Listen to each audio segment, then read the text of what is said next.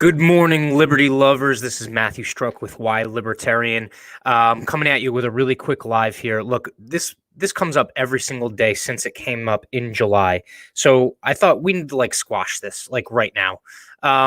So there was a tweet from July. I'm going to share the tweet on the screen from Jo Jorgensen and her campaign. This was obviously controversial in that it showed support for Black lives. And so I can start off by basically saying, first of all, there was a reclarification in a tweet pretty closely after that basically said that it meant, Black Americans, basically, not the Black Lives Matter organization as it had existed at the time and obviously what it looks like today. But that dynamic there, that one tweet, it was a mistake, but it wasn't a mistake in ideology.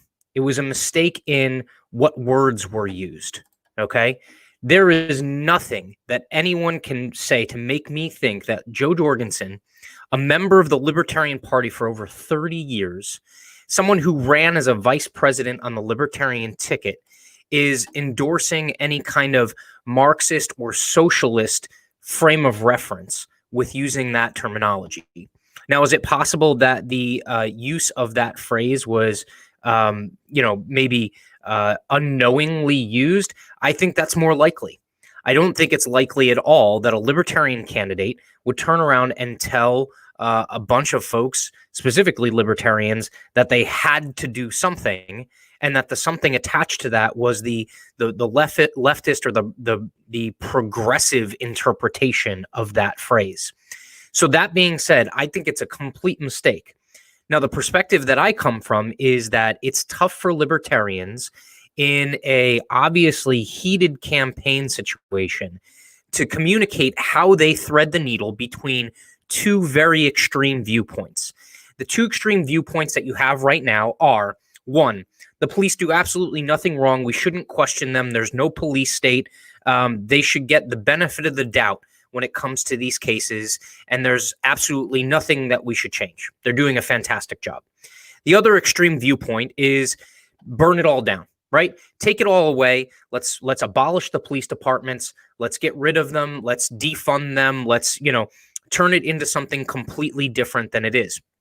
The Libertarian Party threads the needle because they're actually talking about a substantive platform that would address pretty much all of these issues, okay? There cannot be complete immunity for anybody who works for the state. There can't. You can't have complete immunity. There's no reason why you should be able to basically engage in a criminal act as a member of the public service and be able to get off without facing some kind of criminal charge. Now, I'm not saying that that's what happened in every single one of these cases. I think every single one of these cases should be investigated, and there should be some form of due process that's included in it. And the hypercharged vitriol of the more left opinions here can't be what's looked at as a rational way of dealing with this either. You have to have facts. You have to have an analysis of the facts. You have to collect as much as possible. Hell, every single one of these situations, within minutes of them happening and videos hitting social media, the misinformation is just, it runs rampant, right? You have cases where it looks cut and dry and it's completely not. And you have other cases that look like, basically a murder scene. And you come to find out that there are all kinds of other, circumstances that surround it. You can't create snap decisions. You can't have snap decisions, and you can't have, you can't have basically a blank check as well, right? There has to be something in the middle. So her campaign is caught between these two extremes. And here's the problem. When you're campaigning, extreme viewpoints, extreme propaganda is what carries the day typically. It's what carries the news cycle. Someone who's sitting there trying to have a sensible conversation, they don't get press coverage. It's not inflammatory. It doesn't drive clicks, right? So what is the libertarian platform? I'm telling you, she's been a libertarian for over 30 years. She is libertarian through and through. Libertarians are pro-private property rights. They're pro the non-aggression principle, and they are not for rioting and the destruction of private property. But what they're also for, or I'll say against, is an oppressive state infrastructure, whether that be elected officials or whether it be law enforcement officers. Now, it's not, law enforcement officers don't consciously decide to be a part of the state. Okay, that happens in China because they'd rather be the law enforcement officer than someone who lives in one of the villages that's getting their heads cracked. Okay, it doesn't happen in the United States. You don't become a police officer in the United States to say that, you know, I want to advance the authoritarian nature of government. Okay, that's not a conscious thought that happens. But the problem is that the Libertarian Party, when they put out campaign information, they have to try and thread a needle. So what's the needle that they're trying to thread? They're trying to talk about things like Justin Amash is talking about. Let's either reform qualified immunity or abolish it. And a lot of people say, well, now that means that police officers have absolutely no protections. And that's not true. In most states, municipalities have tort law protection. They have some level of sovereign immunity, and it extends to the police officers. But that sovereign immunity is actually codified. It's written. Qualified immunity is a civil, it's basically something that's been made up by case law. It's not a written law. Okay, it's something that is basically just kind of manifested itself over years because judges didn't want to take a hard line one way or the other. And I can't blame them. They wanted to wait for the legislatures to work and actually codify what qualified immunity is. So to this day, qualified immunity is closer to pure immunity than anything because none of the judges in the judiciary want to take a radical step one direction or the other. It's up to the legislature to fix it. Justin Amash introduced a bill over 130 days ago. You want to think that Republicans and Democrats have your back, whether you're black or a minority and person of color or poor in this country? They don't have your back. They want to pat themselves on the back because after Election Day, they'll come up with something that they say fixes it. And by the way, they ain't going to fix shit. It ain't going to happen. They're not going to fix it. There will be some Band-Aid that gets put on it, and it'll be either one, authoritarian, or two, it'll be some ridiculous move in a direction that creates even more problems down the road. Okay? Now, the libertarians are basically addressing this problem in a really sensible way. They're saying, one, you have to decrease police interactions with folks, not just black folks, but just Americans in general. The police should be having interactions with Americans in the more, kind of friendly, hey, how's your day going kind of way. Not, you're smoking a plant, it's illegal, I'm going to cuff you and take you in. Okay? So what is the libertarian perspective? It's a sensible plan that works on decriminalizing or legalizing drug use, okay? And that's a portion of a bigger part of removing crimes where there's absolutely no victim. If there's no victim, there is no crime. You shouldn't have to go to prison if you're making a decision for yourself. If you have to deal with the ramifications of that decision, fine, that's good. That's called freedom. It's called liberty, okay? But they want to remove crimes that have no victim. They also want to fight regulations, inflation, minimum wage, deficit spending, and all of those things hurt poor Americans, they hurt middle-class Americans, and they stop folks from being able to create businesses or improve their financial lot in life. And quite frankly, what we have right now is not a black-white thing. It's not a religious thing. It is something that basically focuses on authoritarian top-down versus individualism. Okay? The Libertarian Party is the party of the individual.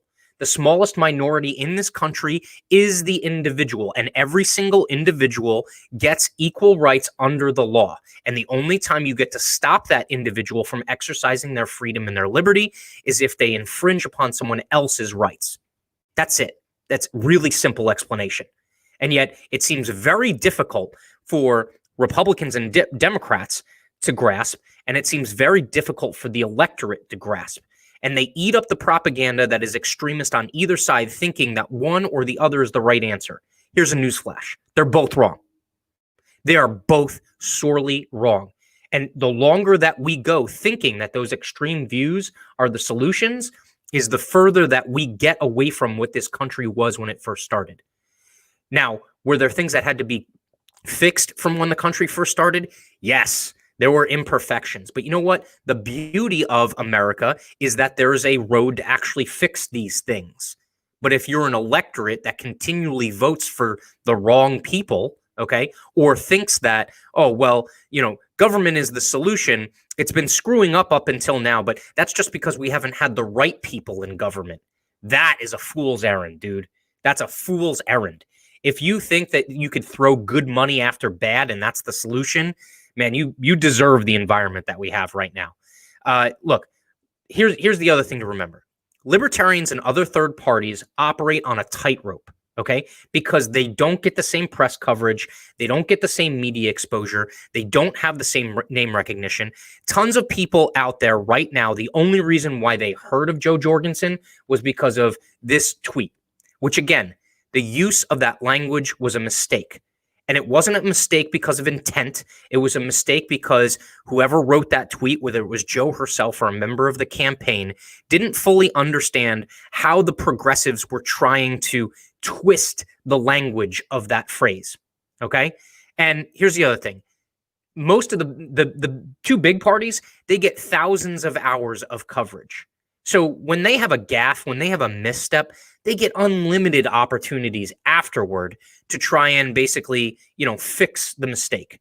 They get all kinds of opportunities to fix or even pivot away from it.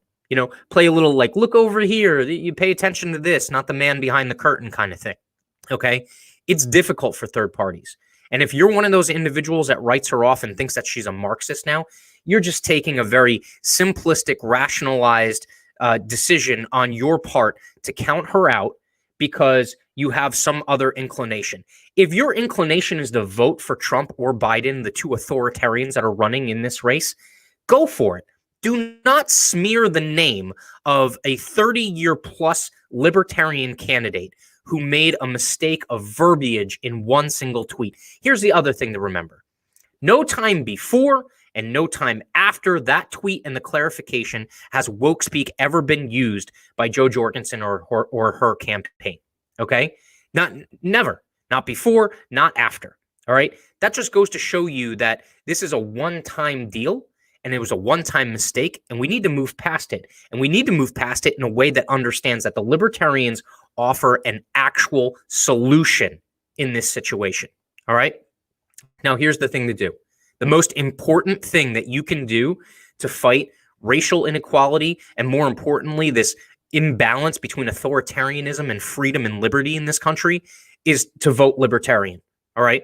The R's and the D's, they'll just result, if one or the other wins, it's just going to result in empowering either a deeper police state, meaning we learned absolutely nothing from everything that happened, which, by the way, has been the MO over the last 20 or 30 years, or we're going to move more towards a socialist type structure that doesn't pull people up. It does more to drag people down.